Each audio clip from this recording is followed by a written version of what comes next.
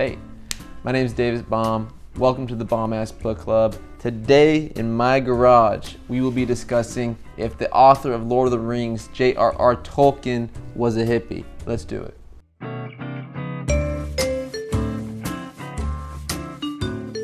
Not a hippie necessarily, but a mystic. Now, not all mystics are hippies, not all hippies are mystics, but there's some similarities. I do feel like that hippies are a little bit more of like a materialistic type of counterculture thing, while the mystics are talking about the abstract, the divine, and so on and so on. Now, is J.R.R. Tolkien a mystic? I don't know. I'm not going to speak on the behalf of J.R.R. Tolkien's beliefs, but rather I'm going to do a mystical analysis, similar to like a Freud analysis or a political analysis or a postmodern analysis. I'm doing a mystical analysis of J.R.R. Tolkien's work, the Silmarillion, specifically the creation story. Now, before I get into the Silmarillion, which is an extremely dense book, I want to do some Mysticism 101. I feel like the easiest way to start with mysticism is to start with how they view God. God, the divine, the one, is not a conscious force in how we understand conscious to us. Rather, it is this symbolic or this incarnate, or symbolic and incarnate, or both things at once, idea of unity, the one, the absolute, the infinite. An easy way to understand God versus the individual would be to understand unity versus plurality. It's kind of like the Platonic world of forms. Plato argues that everything material or abstract, conceptual, anything comes from the one. From the one, from the sun, the all good, so many different terms, comes and is abstracted from lower and lower forms until you have manifested forms. That idea of unity versus plurality is very present in many mystical texts. It's very hard to describe these things, especially with philosophical, logical language, so a lot of mystical texts tend to be symbolic or poetic. My favorite poetry book, or one of my favorite poetry books, is The Secret Rose Garden of Mahmoud Shabestari, which is a Sufi text. Sufi being a mystical subsect of Islam. Many faiths and religions and philosophies have mystical subsects. The world is an imaginary figure, a diffuse shadow of the infinite. One breath created the worlds of command and all living things. As they appear to come forth, so they appear to go, though there is no real coming and going for what is going but coming. All are one, both visible and invisible. God Most High, the Eternal One, creates and destroys both worlds. The varied forms you see are but phantoms of your fancy, and by revolving quickly in a circle, appear as one. Many mystics argue that the physical world is a manifestation of the individual conscious. And by dissociating from the individual conscience, you are becoming closer to the one. If he sheds his light on you, you become near to him, and far from your own existence, for by nearness to him, you become far from yourself. What profit is there to you in your non-existent existence?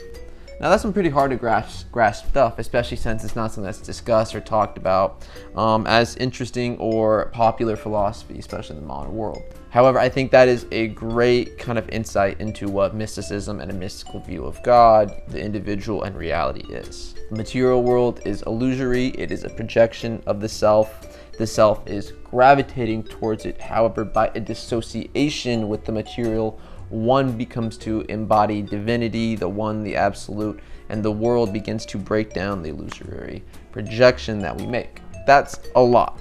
But I think a very interesting aspect to all that is how the ego does not want to accept that there is something bigger than itself. The ego is very happy with what's happening. The ego, I mean the self. Even if you're going through pain or something like that, it is still easier to believe in this material world as you see it and perceive it and navigate it.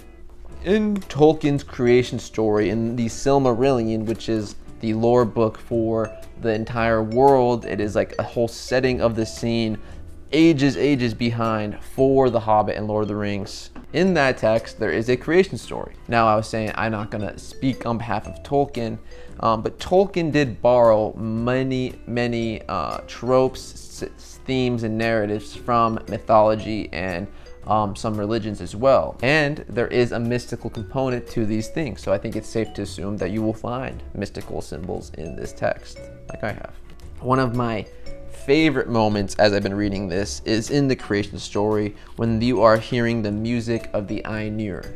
Eru, or Iluvatar, is the one, the absolute. He's referred to as the one. And from Eru comes a pantheon of gods. I'm not going to get into all of them, even though there's a lot of interesting details there. I want to focus on Melkor. Melkor is very Luciferian in concept. He is sort of this conceptual, divine idea of the ego, of the self. It is even said in the text that Melkor thought that he could sort of do better than Eru. The creation story begins with Eru creating the Pantheon, and with this Pantheon, he orchestrates the music of the Ainur, Ainur being the Pantheon. The Ainur begin to play music, and the music itself is sort of a precursor or a architectural outline for the narrative world, the embodied material world. So the music's going, and it's going really good, but Melkor, who's part of the music, kind of is going like, I could do better. It came into the heart of Melkor to interweave matters of his own imagining that were not in accord with the theme of Iluvatar, for he sought therein to increase the power and glory of the part assigned to himself. Now that's conceptual ego right there. I want more, I'm important, I exist, rather than recognizing that you're part of the whole and that you have some of the whole within you, but you are not the whole and you are not greater than the whole. However, this is what Melkor is representing. He is that conceptual ego. So Melkor starts playing discord. He's messing with the theme, saying that he could do better and that Eru is missing what he has to offer. And then when the orchestra had finished, once the music had ceased, Iluvatar looks to them and starts to speak to them. He even refers to Melkor as the mightiest among them. But then he confronts Melkor and tells him something about the themes and the discord that he had played. And thou, Melkor, shalt see that no theme may be played that hath not its uttermost source in me, nor can any alter the music in my despite. For he that attempteth this shall prove but mine instrument in the devising of things more wonderful, which he himself hath not imagined. And Eru continues a little bit later by saying, And thou, Melkor, wilt discover all the secret thoughts of thy mind, and wilt perceive that they are but a part of the whole, and a tributary to its glory. So what this is saying is that Melkor sees himself as greater than the whole, but is not recognizing that he is abstracted from the whole. So to say something that is limited is greater than something larger, maybe you're just arguing a quantity thing, maybe the quality of Melkor is greater than the quality of the entire rest of the picture. But I find that hard to believe. I believe that that moment is kind of representative of this conceptual ego working against the greater themes at work, because it believes that it has the right answer here. Everything else just doesn't know what it has.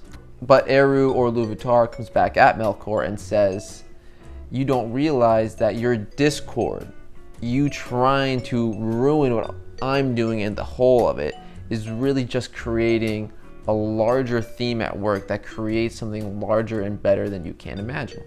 When the music becomes manifest and the world of Arda becomes seen to the Ainur, Melkor kind of runs away and does his own thing because he's pissed off at everyone. But there's this beautiful interaction between Eru and the two other of these gods, Manwe and Ulmo. Melkor, in his discord, had marred Arda. There had been changes to it in the perfect design of Iluvatar. However, the perfect design of Iluvatar had only been made more perfect through the strife of Melkor. Manwe is the wind and Ulmo is the water god. And Iluvatar spoke to Ulmo and said, Seest thou not how here in this little realm, in the deeps of time, Melkor hath made war upon thy province? He hath bethought himself a bitter cold immoderate, and yet hath not destroyed the beauty of thy fountains, nor of thy clear pools. Behold the snow and the cunning work of frost. Melkor hath devised heats and fire without restraint, and hath not dried up thy desire, nor utterly quelled the music of the sea. Behold rather the heights and glory of the clouds, and the ever-changing mists, and listen to the fall of rain upon the earth.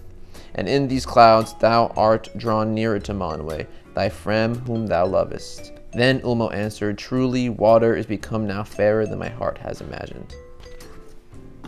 And this is kind of that whole section right there, from the music up until the interaction with Manwe, Ulmo, and Iluvatar. That whole thing is really just talking about this idea of the ego thinking that it has a better idea for the narrative than the source or the one. And it's kind of interesting how it doesn't, but by it acting, it adds to the greater themes at work. Melkor believes that he has the answer, and that the rest of the gods and Iluvatar just needs to shut up and let him play his music. But what he doesn't realize is that his music is tiny and falter in comparison to the greater music at work. When you compare the finite to the unlimited, it's undescribable. However, even though he still continues to push his finite thing and create discord, what he doesn't realize is that the greater themes at work are just heightened. It just becomes a greater ode to the one. Now, all this reminded me of the Leibniz Argument and Candide's reaction to it in Candide. Candide is a very satirical novel, and it's a very material novel too. However, there is some mystic themes at action. Leibniz was a Enlightenment era philosopher, theologian, and mathematician. He's one of the, in kind of the debate between who discovered calculus, him or Newton, who knows. But he's in that debate. He's a very intelligent person from the Enlightenment era, and he provided a theologian argument for God as the one. It's very mystical, actually. He kind of says something along the lines of, this is truly the best of all possible worlds. And if you try to limit what is the potential evil of this world in your eyes, you're limiting what is truly the potential good and the infinite as the infinite exists. Finite wants to say, I know what's right. I have the perfect idea of good and evil right here. I know what's going on. You gotta listen to me. You, the infinite, gotta limit yourself for the finite. And Leibniz says in reaction to that mentality that this is truly the best of all possible worlds. For if you want to limit, you are limiting what is truly good. And I think there's a lot of truth to that argument. However, in a materialistic sense, it's hard to say that people starving to death or people dying or suffering and just this conceptual suffering that we go through is for the betterment of the source or the all good. It's hard to say that because of what we carry with ourselves mentally. And in a materialistic sense, I would say it might be wrong. However, when you let go of materialism, it's undoubtedly accurate, an accurate statement. Candide is very much a materialist novel in many ways. It's very satirical in that sense. At the end of the book, when Pangloss, Candide's teacher, is saying, you know what, I've been saying this all along, but I think I really truly mean it now. This is the best of possible worlds because of all these things, blah, blah, blah, blah, blah, blah, blah. Candide replies, yeah, that's well said, but we must tend our gardens. And I think that's an extremely beautiful sentiment to bring into this materialistic argument. One self is saying it has an idea that it's figured out and it is talking to another self, and they're all these selves are going this, that, and the other. But at some point, you just have to be like, how about we just tend our gardens? Let's do our duty, be true, be intuitive, and act in a way that is selfless. And to go back to the secret rose garden of Mahmoud Shabestari, thus bouquet of scented blossoms I have plucked from that garden and have called it the secret rose garden. In it are blooming roses of the mysteries of the heart, untold before. In it the tongues of all the lilies are singing, and the eyes of the narcissus behold all far and near. Gaze on each one of these with your heart's eyes till your doubts melt away. You will see tradition, earthly and mystical truths, all arranged clearly in knowledge of detail. Do not seek with cold eyes to find blemishes, or the roses will turn to thorns as you gaze. Ingratitude is a sign of ignorance, for those who know the truth are thankful. When you remember me, breathe, mercy be upon him. I am ending with my own name. O Allah, grant me a lauded end. Now, I just threw information I'm trying to make this digestible. I wish I could spend half an hour to an hour, you know, just talking, and getting through all these points slowly, but I want to make something that, you know, you'll watch and people will enjoy and have a nice time watching, especially in how the world is becoming. So I hope that all that information that I just threw at you was, you know, digestible to some way, and you were able to follow it. If you had trouble following it, I will continue to make videos on this topic in the future. So be sure to keep watching. I'm sure we'll work through it together. I want to hear what you guys have to say about it as well. And on top of everything, I hope that you got something out of this. That's why I do this. I really want to spread knowledge and start a debate and a discussion over knowledge that might not be privy to some people, especially in the modern context, in the way that we're kind of grown up mentally. I got some social media down at the bottom. I'm not really doing much with them at the moment, but I am planning on doing that in the future. So if you want to, you know, have updates on content in the future, go and check the social media. And I also have a Substack where I do a deeper discussion over these topics, and I proofread it a little bit. So you do get a little bit more of a coherent, logical flow than the videos. However, I hope you guys enjoyed that video. I had a fun time making it. As always, I get better each time, and I have more fun each time I do this, and I get more comfortable, and I'm going to be doing this more and more and more. I hope you guys enjoyed. I know I did, and miss you guys, love you guys. I hope you guys have a great week coming up. Wish you the best. Have a good one. Peace.